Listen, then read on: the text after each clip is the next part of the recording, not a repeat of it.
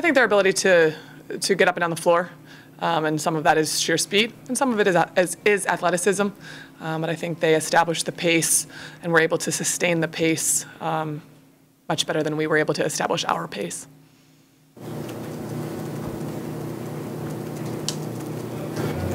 How do you stop a team that can shoot so many threes, 1 through 5, on the floor? I think it takes an incredible amount of discipline and detail.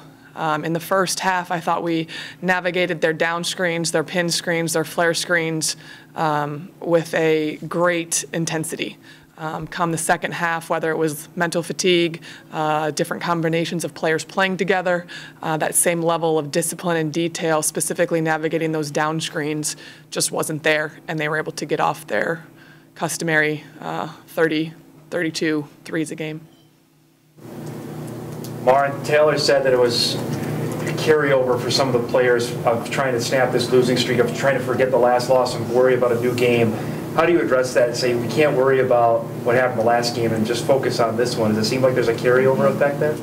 I'm sure there is, especially for some of the younger players who either haven't experienced this type of season before or are uncomfortable, and I hope they're all uncomfortable. I think they all are. You know, it's a conversation that we have as a staff with the kids every single day. We're trying to get a little bit better today. It doesn't matter what happened last time we played this team. It doesn't matter what happened yesterday. It doesn't even really matter what happened in last possession. It's right now. And the urgency to get it right this time, regardless of what has happened in the past, that's kind of that's the balancing act, and that's what we're doing. They are all bought in. It's the consistency, even when it's difficult, to not dwell on what has happened. And again, that's inexperience and that's some youth. And then there are other players who, no fault of their own, they want to win so bad that they kind of get in their own way sometimes. So it's different conversations with different players based on their personalities and our relationships with them.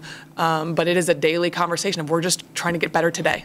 And then tomorrow we'll try to get a little bit better. And then the next day we'll try to get a little bit better. And it's a process, and it's a long process, and it's a challenging process for them. And I give them a lot of credit for coming to work every single day. It is not easy. And I commend them for that. I wish it wasn't that way. And I commend our staff. I wish it wasn't that way for us. But we are all a resilient group. And we'll put this one behind us. We'll focus on the next one, and we've got another opportunity come Saturday with some significant meaning on the line.